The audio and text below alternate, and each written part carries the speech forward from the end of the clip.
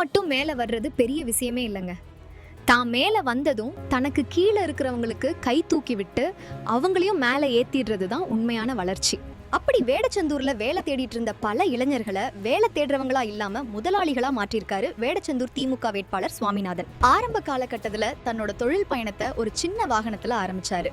கூடவே அடிப்படை உறுப்பினரா திமுகவுல இணைச்சுக்கிட்டு தன்னோட அரசியல் பயணத்தையும் துவங்கினாரு. தான் வளர வளர தான் ஊர்ல தான் கூட இருக்கிறவங்களையும் முன்னேற்றணும்னு நிறைய இளைஞர்களுக்கு சிறு தொழில் தொடங்க உதவி செய்யறது, கடன் வசதிகள் கிடைக்க வழிகாட்டுறதுன்னு நிறைய உதவிகளை செய்திருக்காரு. இன்னைக்கு வேடச்சந்தூர்ல இருக்கிற நிறைய இளைஞர்கள் சொந்தமா தொழில் துவங்கி இருக்காங்க அப்படின்னா அது இவரால தான். விளையாட்டுல ஆர்வம் இருக்கிற உள்ளூர் இளைஞர்களை உற்சாகப்படுத்துற விதமா அவர்களுக்கு தேவையான மைதான வசதிகள், விளையாட்டு உபகரணங்கள் வாங்கி கொடுத்திருக்காரு. கடந்த 5 வருடமா கோடை காலங்கள்ல நீர்மோர் பந்தல் அமைத்து மக்களின் தாகம் தீர்க்கும் அறப்பணியை தொடர்ந்து செய்துட்டு வர்றாரு.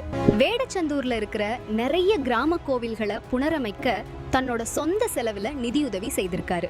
இது எல்லாத்தையும் விட கல்வி உதவிக்காக யார் எப்போது அணுகினாலும் அதை உடனே செய்து தரக்கூடிய ஒருவரா இருக்கிறாரு. கஷ்டமான சூழ்நிலையில இருக்கிற குடும்பங்கள்ல உள்ள மாணவர்களின் படிப்பு செலவுக்கு தானே பொறுப்பேற்று அவங்க நினைச்சதை படிக்க வைக்கிறாரு.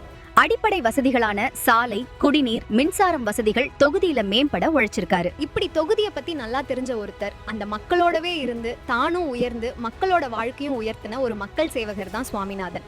இந்த முறை வேடச்சந்தூர் திமுக வேட்பாளரா முதன்முறையா களமிறங்குறாரு. வேடச்சந்தூர் தொகுதி மக்களோட ஆதரவு மற்ற வேட்பாளர்களை காட்டிலும் இவருக்கு சற்று அதிகமாக இருப்பதாக கருத்து கணிப்பு முடிவுகள் சொல்லுது. அடுத்து எந்த வேட்பாளரை பத்தி பேசலாம்னு கமெண்ட்ல சொல்லுங்க.